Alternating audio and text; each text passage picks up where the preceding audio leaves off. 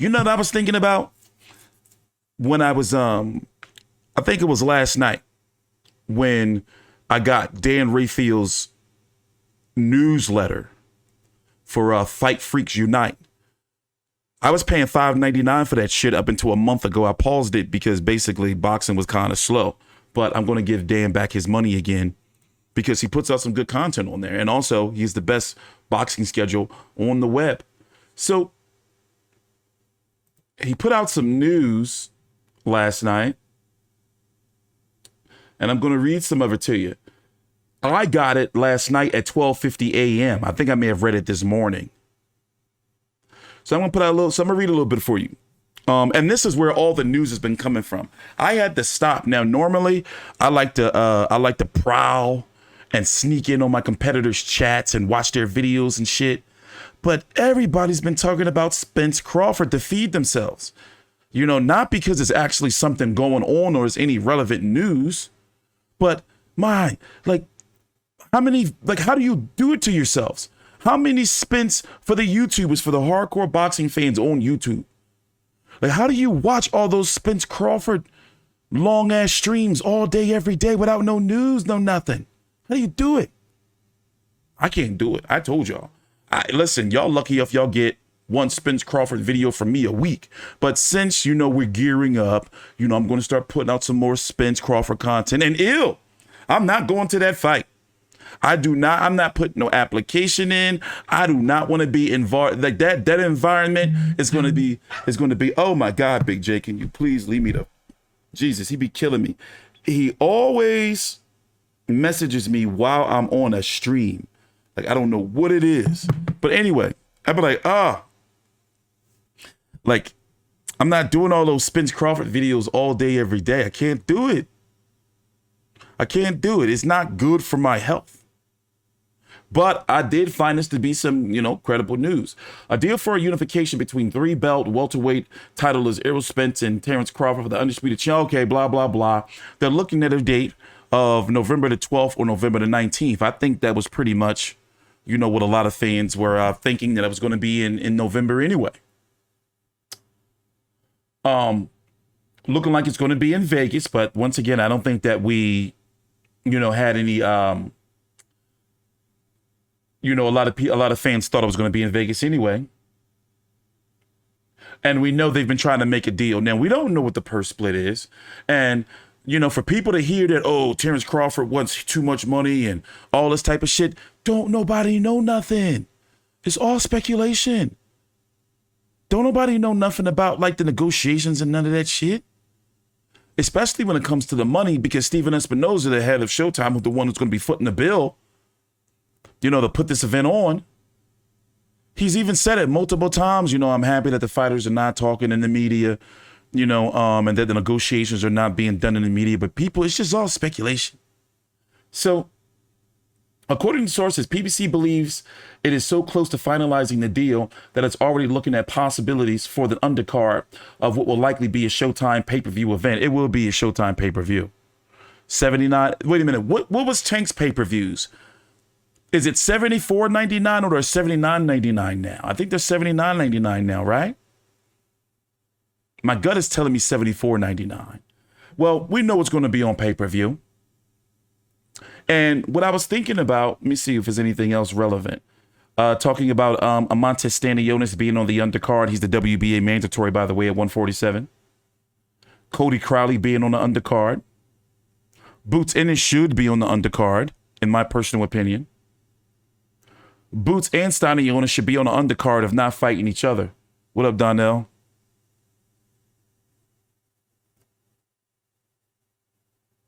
But this is what I was talking about something several years ago when I was talking about how I felt that PBC was going to freeze Terence Crawford out to the point where he had no choice but to come to the other side if he wanted to get the fights that he wanted. Remember, about 4 or 5 years ago, it was longer than 4 years ago, about 5 years ago, remember when Top Rank launched the lawsuit against PBC? Had Al Haymon mugshot, you know, and Golden Boy had Al Haymon mugshot all on the web and shit. Remember that? Well, one of the issues, from my understanding, from what I remember, was because Al Haymon was trying to get a monopoly on the sport. And Bob Arum and other promoters were pissed that they needed to work with him for their fighters to get more exposure. It's like, listen, he has like all the top, whatever weight class guys, you know, and he's not doing no business with us. And not only is he not doing no business with us, he's booking up all these arenas all across the country, you know, and not even really using them, you know, like he should. And he's got all these networks that we can't even, you know, we stuck on HBO, you know, but that's pretty much what the gist of it was. So it was settled out of court, just, you know, like barely details that I remember of it. And PBC, Al Haymon had to start working with Bob Arum. Now, what we got was PBC sending over from PBC, a PBC fighter at the time, Felix Diaz, to fight Terence Crawford in Madison Square Garden. I was at that fight. In fact, I think that was my first ever Madison Square Garden fight as media. I was at that fight. Then they sent over John Molina, very long in the tooth, John Molina, to fight Terence Crawford. So this is my opinion. So basically, Al Haymon was like, all right, you tried to sue me, so I have to work with you, but I'm going to send you the fighters that I want to send over. I'm not going to send you my top guys. So you can't say that I'm not sending you nobody. So they were sending guys like Felix Diaz, who was really good at the time, and guys like John Molina, so they couldn't say that he wasn't working with him. But I guess, not to be long-winded, my theory is that PBC was freezing Terence Crawford out. And from a business standpoint, you know, I'm looking at it from all sides. I can't blame them. It's like, why should we work with you? You know, when we got our own guys, they can fight each other. We only work with you when we have to, for a fight like Wilder versus Fury. Now, this is me being impartial and me being unbiased and like, look, that's business. You see what I'm saying? But I do feel that you can't tell me that Al Haymon probably in his mind, or maybe even talking to his guys like Errol Spence, Terence Crawford, Danny Garcia, like, look, you know, saying like, champ, don't worry about none of that right now. He ain't got nothing over there. Eventually, he gonna need us. You gonna be the A-side over him.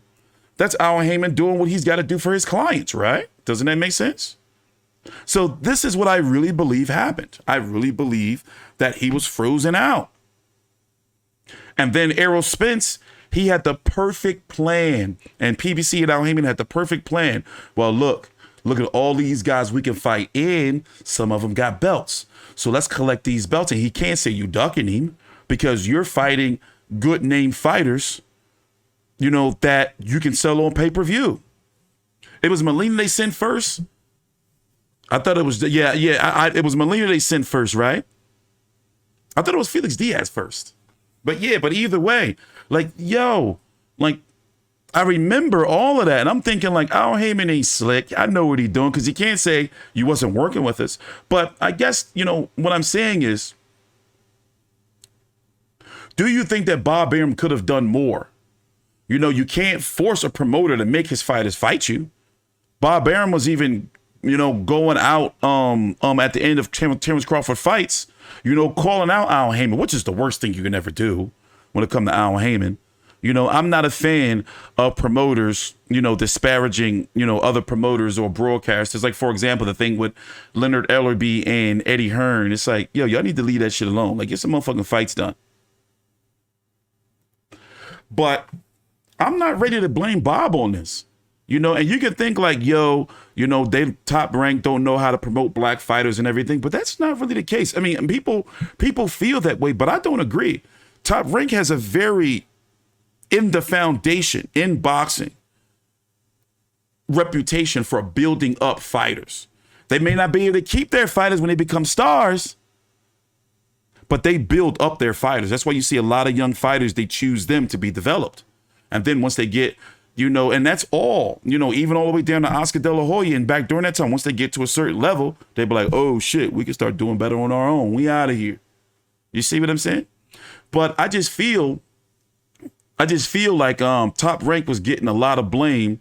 And especially when you have a guy like Crawford, let's be honest. You know, everybody don't have to be a talker in the sport, but he's not the most charismatic dude. He's not a guy that transcends the sport. He posted something on the social media the other day about how people approaching him in the street wanting to take pictures with him, not even knowing his name, calling him Tyrone James and shit like that. Here, I'll show you. I don't want to believe that we're going to get Spence versus Thurman, you know, but I do believe that Spence is positioned. Spence. I do believe that Thurman is positioned there just in case it falls out. But Errol Spence ain't dumb. Terence Crawford ain't dumb. Stephen Espinoza and Al Haymon ain't dumb. They know that this fight's got to happen. Yeah, that's the same way I feel Shakur and Devin. If they're not able to turn Shakur into but then again, Shakur a Jay Prince fighter. And they have a very strong relationship with Top Rank. And the rumors, sources, I guess you can say. I hate using that word.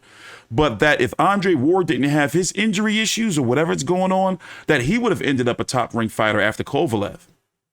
I don't know if you guys heard that.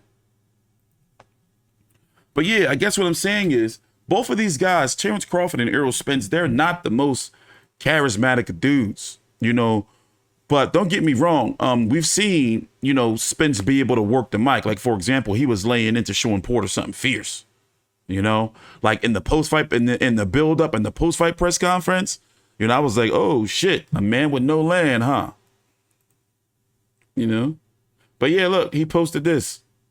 What the fuck? This is the second person that asked me for a pick and called me Tyrone James. In two completely different states. This Tyrone James guy must be a bad man. I can't make this shit up. Tyrone James, the world champ. And that's not a good thing. I'm not saying, you know, it's Terence Crawford's fault. You know, fighters are fighters, you know, but in this day and age, you got to be an entertainer.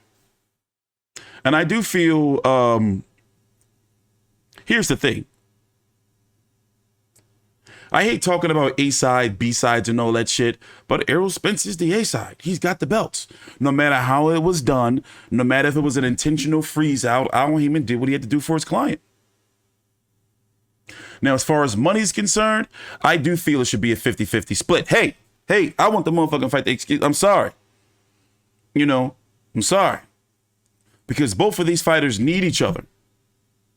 I mean, maybe when it comes to pay-per-view percentages and all that kind of bullshit, you know, maybe Spence should get more. But listen, I don't like talking about money. I don't like talking about none of that shit. But I will say this. It's a 50-50 fight for me again. I said that I needed to see how he looked against your Dennis Ugas for me to really be like, yo, this dude is special. Like, Errol Spence is special. I'm not talking about, like, there's good fighters, great fighters, and then there's, like, special fighters. Errol Spence and both Terence Crawford are special fighters. You know, what Terence Crawford's able to do from switching from orthodox to southpaw, you know, the way he's able to figure you out, the way when it's time for him to turn up the heat, he turns up the fucking heat. Like, dude is good. TstreeT, I don't care what they say about you. You all right? What did they say about me? I've been chilling for like a while now. Like, I don't get involved in all of that toxic social media and YouTube behaviors that I used to engage in before. I'm almost a 40-year-old man next year. I'm dignified now. I'm housebroken. But I'm hoping to get the fight done. I'm hoping to get the fight done sooner than later. And I'm guessing they're probably going to have a press tour of some sorts, right? Maybe New York, LA, if it's going to be in Vegas. I would hit up the New York press conference. I would do that though. But as far as going to the fight, I don't want to be around them animals. You know how the motherfuckers going to be acting. All the YouTubers are going to be there and shit, acting motherfucking food, sucking Errol Spence's cock. No way. I don't want to see that. You know, like, you know how they done gravitated toward him. No, here I am talking about, I'm not going to get involved in the shit and I'm running my mouth.